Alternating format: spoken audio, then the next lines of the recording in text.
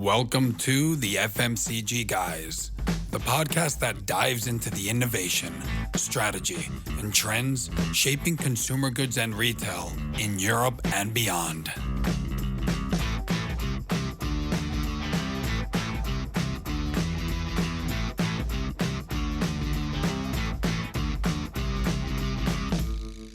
Welcome to the FMCG Guys podcast. I'm your host, Daniel Torres.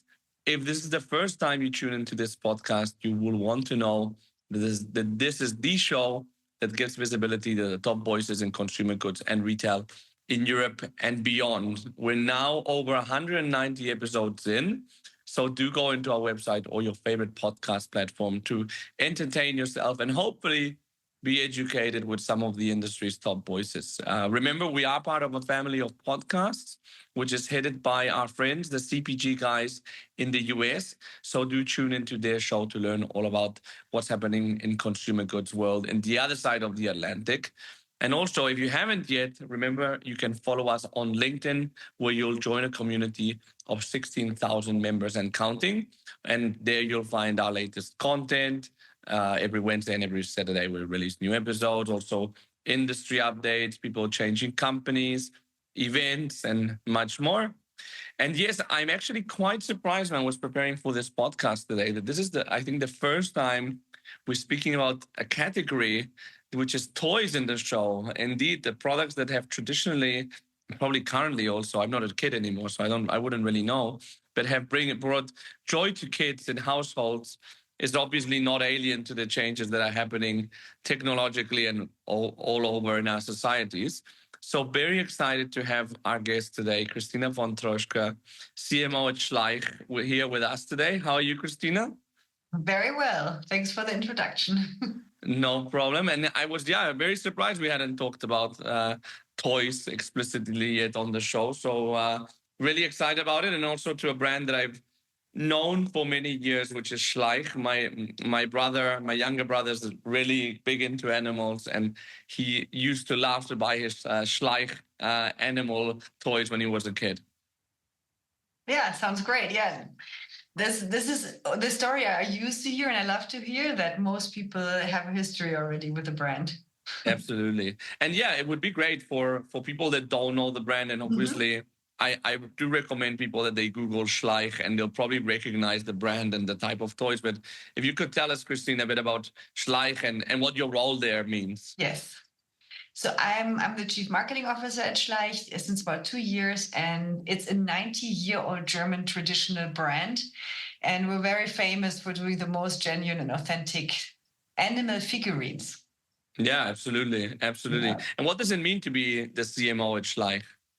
So I take care, which I really love, about product development a lot. So it's a lot about, because this is what the brand lives from our product here, and this is what the whole history is about. So we're dealing a lot with the portfolio, the assortment, what's going to be the next product, but also classic marketing, communication, brand management, trade marketing, and I'm also part of the executive committee. Yeah.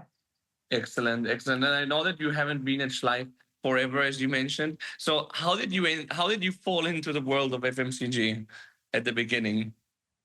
So I was really passionate about advertising, communication, and brands since I can think. So I was one of these kids that I remember I was trying to have different radios to skip from one advertising block to another because I really enjoyed listening to radio advertising. I thought it was I love to learn about all the slogans by heart and know more about the brands. So I was really passionate about this subject from day one. So I could have never imagined doing anything but advertising and marketing.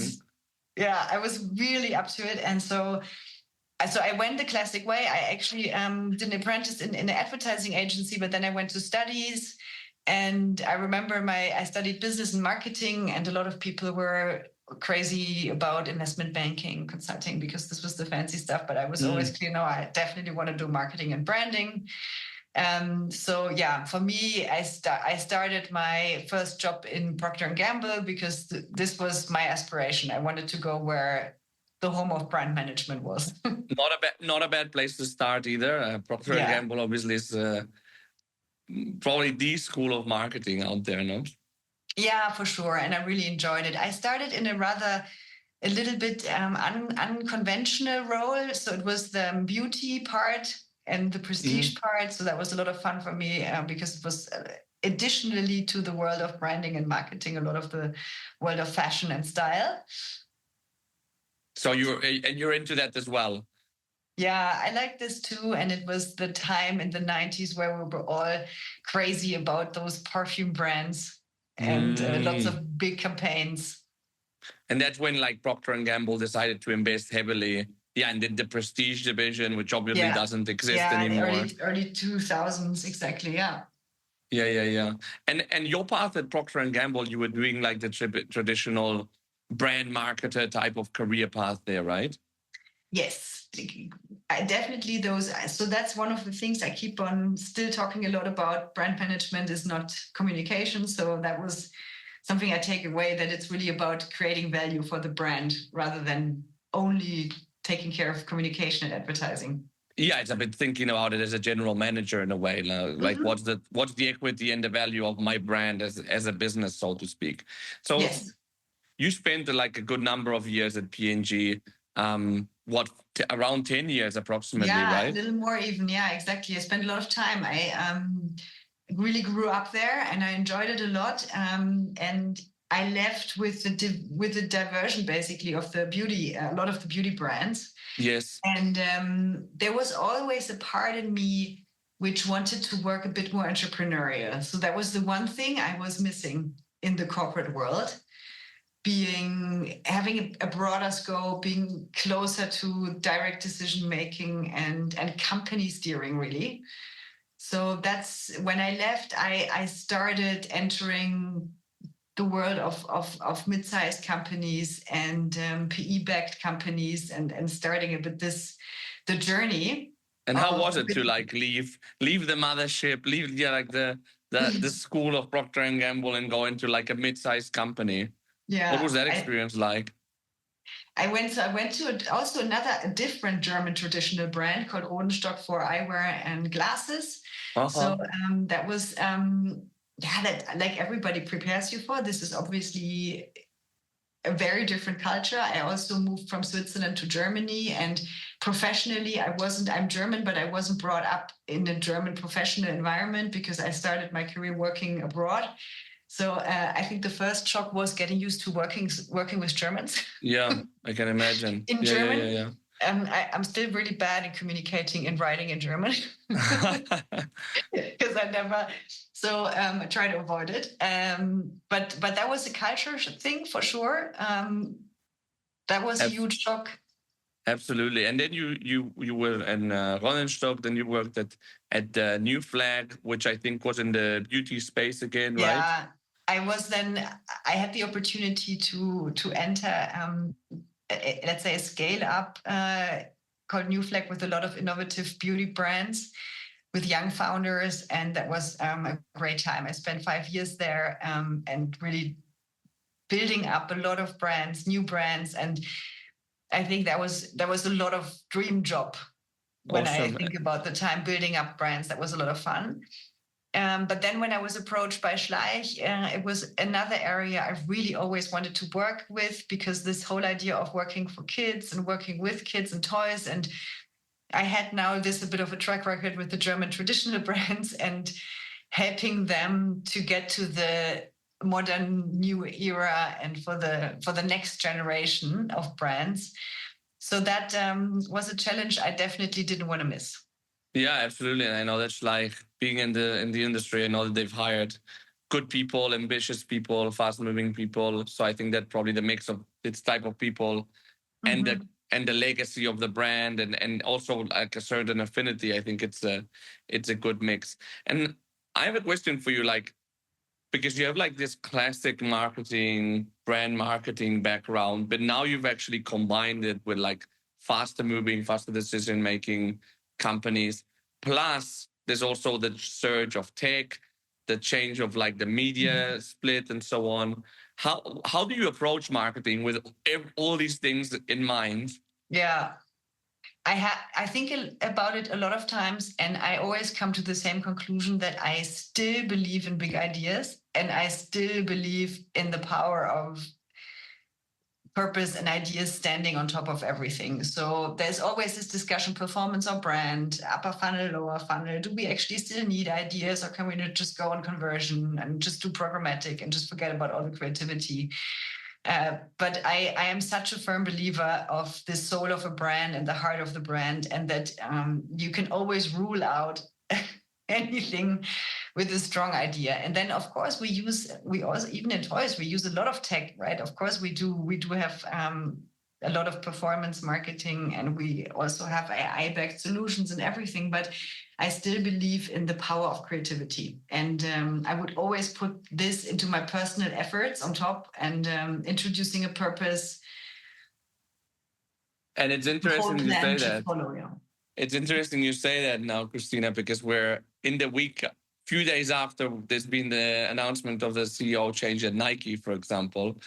And a lot of like the finger pointing, if you want to call it like that, towards the old CEO was that he leaned too much to data, programmatic, and so on, and really abandoned the soul of the brand. No, and they're bringing in a guy who's more like the Nike brand guy. So it will be interesting to see how that evolves. No. Yeah, I'm a big fan. I'm a big fan of their communication. Always been. Keep on using it, but you haven't seen a lot of it. Yeah. Exactly. And like now that you've been in smaller brands, like what do you think, but also coming from the bigger ones, what do you think that makes a brand unique? And why do you think that like big corporations are really struggling with creating new brands, and on the other hand, keeping consumers loyal to these more newer, nimble brands that are independently owned or not owned by these big corporates? I think there's just a lot of the old school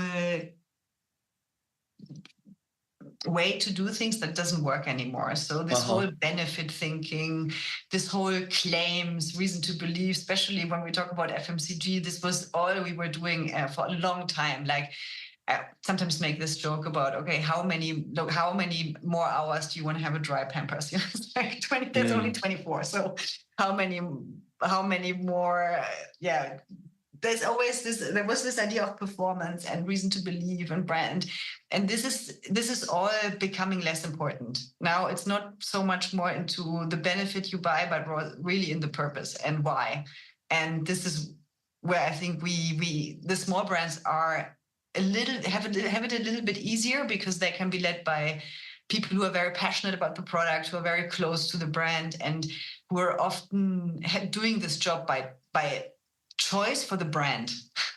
So they already have like a natural affinity to the specific category, and they're like a user. So maybe they have more the finger on the pulse of what the consumer expects, or they're closer to the consumer. They've chosen the brand for a lifetime. So often, especially in those in Schleich, where we come from, we have so many people who have been around for a long time and are really living and breathing. There's a lot of, especially when we talk about the designers, there's so much which they learned over a lot of time and which is so unique to the brand. And this forms the soul and the idea of the brand. And I think if this is combined with a forward-looking marketing approach, where we put a purpose on the brand that is really based on an insight of today's society, I think those two together create a really strong and powerful movement, which is hard to construct when you are in a big corporation and you base everything on data and agencies.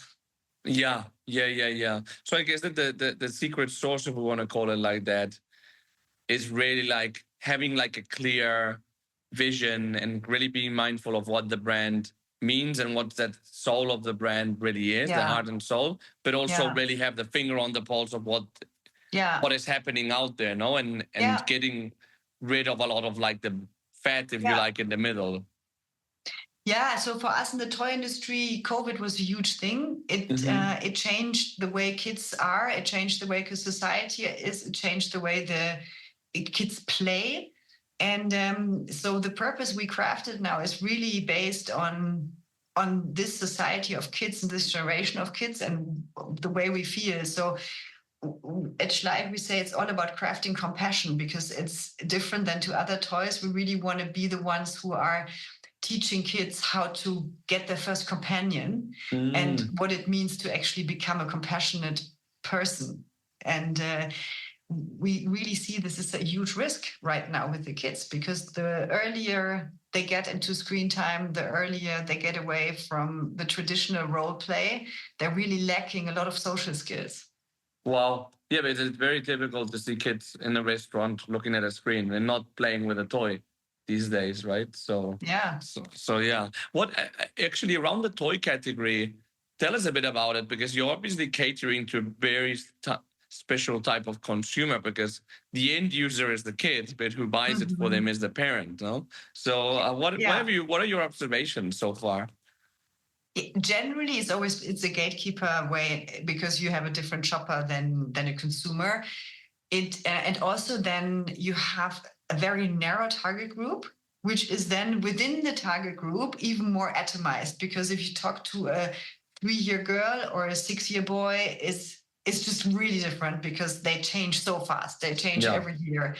And with them, the society. So it's not only that the entire play pattern changes, it's also that you just have a very diverse target group. And then on top, the older they get, so usually by the time they come to school, there's huge change happening, because everything that's happened when they're still not in the school or in the kindergarten, it's usually the parents influencing the purchase decision still quite a bit. So you need to convince the parents. But once they start school or preschool, they become very independent, and they're the ones putting the toy on the wish list and demanding the purchase. So that's complex, and that's something we got to manage with, especially not being a huge brand. You have to be very clear how you talk to which audience with what message at what time.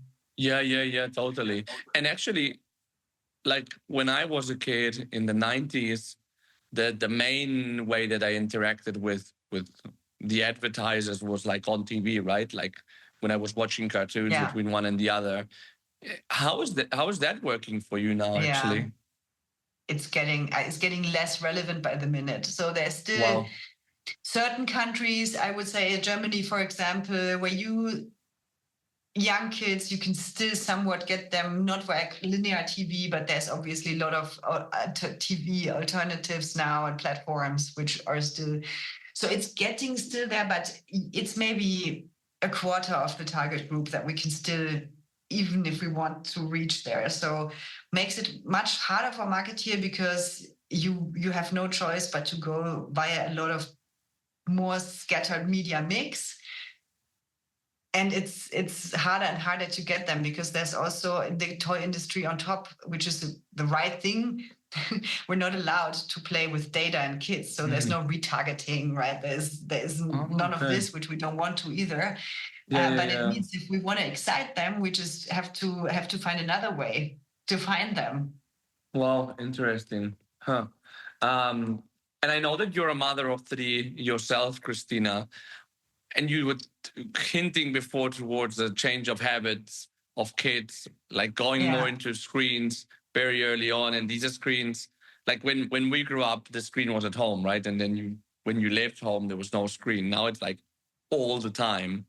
What are your thoughts as a parent, as a member of society, and also as somebody that works in the toy industry regarding like these change of like leisure habits for kids? It's terrifying, honestly. It's really terrifying. And I can say this because I definitely haven't managed it in a perfect way. So I can look at myself and saying it's part of it. But I think everybody has an intuition that it's not good. But I'm not sure that we understand how bad it is. And the COVID situation, I think, was just exploding the screen use, because what did I do? I had 3 kids less than 6 years, and I was working from home and trying to get my job done and having kids running around. So there was screen time involved. There was just no other choice. But this changed their habits, and it also changed their brains. And now I remember before I worked at Schleich, I knew it was bad, but I didn't really grasp how bad and also why. So now I spend a lot of time professionally and personally educating people what the problem is and why it is such a problem, right? That it actually takes away all the creativity and all the natural urge for kids to explore, to boredom, to fantasize, and that the moment they are too much involved into screen time, they just stop playing, because playing is more work for them and for their brains. So they get lazy. And this means that their brains stop developing. So there's a lot of skills that you can only acquire when you're less than 8 years old. And literally by the time you're 8, your brain is finished developing those skills. And it's about creativity, compassion, social skills, empathy. All of these skills are skills that you have to learn as a kid. And if you don't learn them, you'll be maxed out as a human being. So when you think about the effect on society, then it gets really scary. So I really want to talk to parents about role play also. And this is what, it's not only, there's lots of games, and I think a lot of games have different advantages, but specifically the idea of role play and free play is so core to developing a character. Yeah. Is there hope for parents out there in the way that, if their kids have bad habits in terms of screens and so on, is it easier to change the kids' conduct, like the way that they play when they're a kid? Because we know that adults, we have habits die hard. Old habits die hard, right? But new habits, are they easier to change? Yeah, I think it's all a matter of, I can quote Gary Vee on this, but it's all about backbone after all, right? So I think there was he had a good session about parenting backbone, that you just have to be consequent on rules. Kids work with rules. Kids like rules. So I think it's just about being consequent and disciplined and being very strict about it. Yeah. So I'm not against screen time in principle, because it's important that kids grow up with media, but it has to be restricted. Yeah, no, absolutely. I think that also, it also depends, like, are they playing like video games with another kid? Because that also makes them like work as a team and so on. Or are they just playing with themselves, no? So Gary, and you mentioned Gary Vee has a session about parenting. I know, I was wondering, and it was a session about, all the parents complain, oh, my kid is so bad, it's always on the phone. And I'm like, just put it away. Yeah. Ah, that's interesting. I'm not a parent yet, but I think it's an interesting topic. And as you said, it affects everyone in society, so it's worth having a look at it. So but then in the end, you're the boss, you're the parent. So just So every time, I'm not perfect either, but I try to go, and I'm just saying, we lock it away, and it's just 1 hour a day. They come out of the lock. How does it work? Get back into the box. How is it working for you? I have to ask you that. Yeah, I'm the same. So as you say, we're also too much on our phones. So, but I try some little rules that I say: no phones on the table, no phones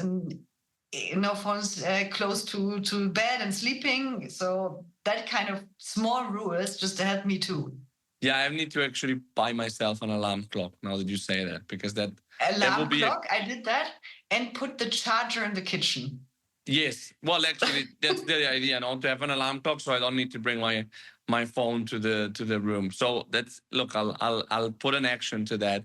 And now that you're at Schleich and you've really actually realized how good it is for kids to actually play with real toys and not with screens, are you as a company doing some campaign or some action to really try to make a societal impact? Yeah, for sure. So the everything we talk about, this idea of skill development, this is really something I've started to do, and there will be coming more and more, to educate parents how important those playing patterns are. And I think we're very focused on, we want to educate our kids, we want to make sure they're intelligent, but there is not so much focus about, hey, there's so many more skills that you really want your kid to have. And I don't think that before I worked at Schleich, I wasn't exposed to a lot of media or books. So we have done a study with the university, and we will do more about responsive playing and purposeful play and educating parents about the importance of diverse play patterns. Interesting. Yeah. And like, yeah, that's like meaning anything specific around that you think is interesting or surprising? So we also working on technology solutions. So it's not all bad. It's just about the fact that it needs to enable a role play and a free play. And this is what we want to get back to. And also inspiring parents how to encourage their kids to go back to role play and free play. And this is something that happens a lot with figurines, for example, but it also can happen also in other ways, but inspiring them on how to build a play world together, how to craft a backdrop for the figurines, how to exchange, but also we do also have, I'm not against apps, for example, when it's about learning how to take care of animals and maybe learning like the Tamagotchi that I had as a kid. Yeah. It's not, the idea is not too bad, right? It's just that it has to really make sure that the pattern is actually really lived, and it's about taking care but responsibility is another great thing that you actually learn with toys. When you think about when you look back, I was taking care about the toys I had, like they were my eyeball because they were really precious to me. And these days, there is so much shit around. I mean, you go to supermarket, you buy €1 plastic, nothing. And so that's another way to go back to having fewer toys, but better toys that actually mean a lot to the kids and make them want to take care of them, which is a sense of learning responsibility. Yeah. No, and I think that ultimately it's a bit what we were pointing to give parents the information and the tools, because I think that as well as kids, if you give them straight guidelines, it will be much easier, no? And there is a gap there because obviously from governmental institutions, I think that they're not doing much around that. For now, I'm sure they will soon. But if you can, as a category leader, give them those tools, I think it's a great function really for society, if you like, even. Yeah. And you're a mother of three, Kristina. How have you managed career-wise? Because I've met a lot of guys that have multiple kids, but not that many women that have multiple kids and have a career. And I know that especially in Northern Europe, a lot of mothers decide to go part-time or deprioritize their career. How have you managed? Or how's your experience been as well? Yeah, I think it's definitely, for me, it was ambition and role model. I had some role models, and also growing up not in Germany helped, I guess, because that's what was one of the big shocks coming back to Germany. I was really underwhelmed by how little support there is in the system, but also in society. So I came from the French part of Switzerland, where there was really good daycare from young age on, and there was no blaming. And then I came to Germany, where you get already, even if you're in the middle of a big city, you don't even get a space for daycare. Like, how can this happen, first of all? Then if you have a space, then there's very little time. And even if you have a space with a good daycare with a lot of time covered, you get all the blame from the other moms. Yeah, because there's a lot of belief that kids should be at home, that not more than 3 hours. I had to learn a lot of new words I never heard before about Fremdbetreuung. So this idea of not being taken care at home, and I don't think that translates into English even. So, which is telling. So much blame. And then when you go to school, I think it's even worse, because the Bavarian school system is all built upon a need of parents to be there for the kids and make sure they come through the school, right? So which then comes to my passion topic, where I'm really about equality of chances, and it's not there when you have to afford having a kid that can be perform in school, and that's terrible. So I was really underwhelmed with this, and I really had to learn how to cope German culture on working moms. And I remember when my kids were young, I told the lady in the kindergarten about 8 times that she can also call my husband if something is going wrong, and she just never did. So Wow. just an example, of like, it's not just me, like there's a few more people, but yeah. And so I'm really fighting for this. I really think it's important that we have to get better systems for education, for daycare, and otherwise I think we won't really move. So there's a lot of struggles still in what's expected and what and yes, I think there is some good things happening with job sharing, for example. This is getting more and more frequent. But that's more the side of, okay, how do you make more room for family, which is already good. But I think there should also be the other side of, okay, how do you make more room for people who actually want to work? Yeah. No, and also, why is it always the women that are job sharing, no, ultimately? Yeah. So, and now you mentioned that you had role models, and like it or not, now you've become a role model as well, because you're a CMO, 3 kids, and coping. Is there anything that you do now that you've become a role model, to encourage that? Or I think this is the idea of that. Yes, you can have it all, but you need to lean in, right? So that's what I say. Nothing comes for free, and it's hard, and it's I'm probably harder working than most people, and I do have to sometimes make some concessions on maybe spending not the amount of hours with my kids. But I firmly believe in this quality time. And I can always say I really try to focus my time on the things that are important to us. In the same way in my career, also being very clear to my environment that sometimes I can just not be there for work if something important is happening in the life of my kids. Yeah, and also like me as a kid of parents that both worked full time and quite a lot of hours and then separated. So I spent a lot of time alone as a kid. I didn't have maybe the support that other kids had, but I have to say that's also made me develop some skills that I think that other people don't have. So yeah, that's very beautiful. I think that's definitely true, that I can tell my kids are more independent than other kids. Exactly.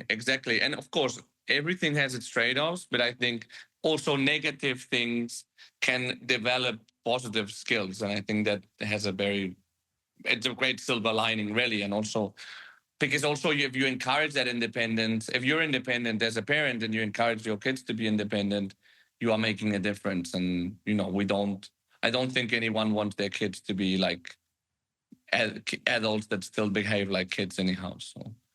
Yeah. So, Kristina, we have obviously, I think that you've had a lot of learnings in your career. But if you had to go back to your younger self as you were graduating and give yourself one piece of advice, what would that be? Yeah, I had the luxury to think about this question a little bit yesterday, and I really thought about it. And I was like, I really think I would want to be more graceful with my weaknesses. Yeah.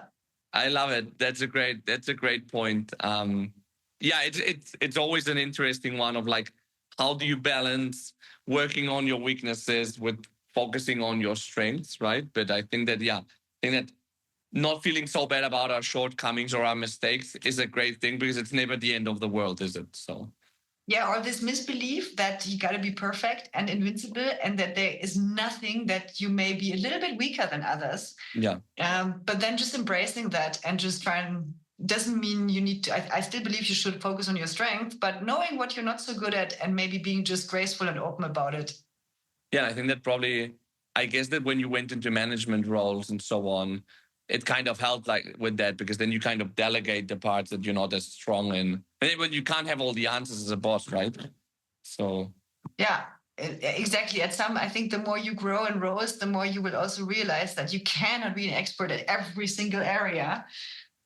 Yeah, exactly. And as you say, or asking for help. That's what I always teach, is the first rule of leadership is ask for help. Yeah, no, that's a great one. So I'm going to try to summarize our conversation. There's a lot of things. So I'm sure I'll skip some parts, but I'll try to focus on the most important ones, or the one I thought were very interesting. So, I mean, talking on like vocational work and working on something that you're passionate, if as a kid, you used to change radio station just to not to like skip the ads, but to actually listen to the ads. That's obviously something that you had a big interest in. I think that it was interesting that you started at P&G and working a lot at headquarters in Geneva, and then went back to your native Germany to work for middle-sized companies. I think that for sure must have been a growth area, and as a career advice, it's something we cannot just stop stressing, that sometimes you have to make these courageous moves to grow, and obviously you have. I love your approach to marketing as well, which is really like focusing on the heart and soul of brand and what makes them unique, rather than just becoming like a tech platform. Of course, we need tech, but what is more as an enabler and not a means to an end.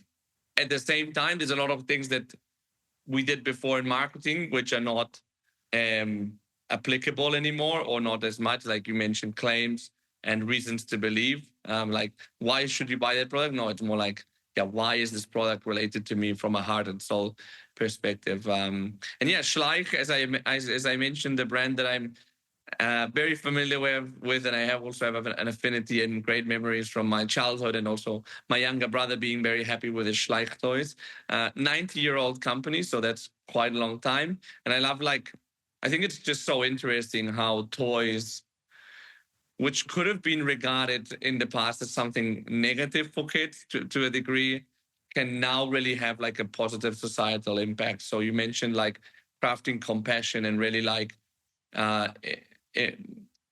incentivizing interacting with other companions, becoming a compassionate person, and yeah, like not becoming just someone that lives in their own shell. Like how important that is when you think about like the impact on society. Yeah, it's I think it's probably two sides of the coin. There's the hope side, and then there's a very scary side. So we can all hope that we can have a drive like a positive change through that. We talked about parenting as well, which I thought was very interesting and also related to the toys part. And yeah, I think it's also still an issue for mothers to develop professionally. So I think, Kristina, your example is an inspiring one and a very real one as well. And as you said, nobody can be perfect. We have to do trade-offs, but ultimately I think that you and me have clear what the positive thing for society and for us as individuals is. So I love this conversation. Thanks so much. Thank you too. It was good. Fantastic. Well, thanks for joining. Thanks. Yes, exactly. And thanks. So thanks again, Kristina. Thanks everyone for tuning in, and we'll see you in the next episode of the FMCG Guys every Saturday and every Wednesday. Have a great one.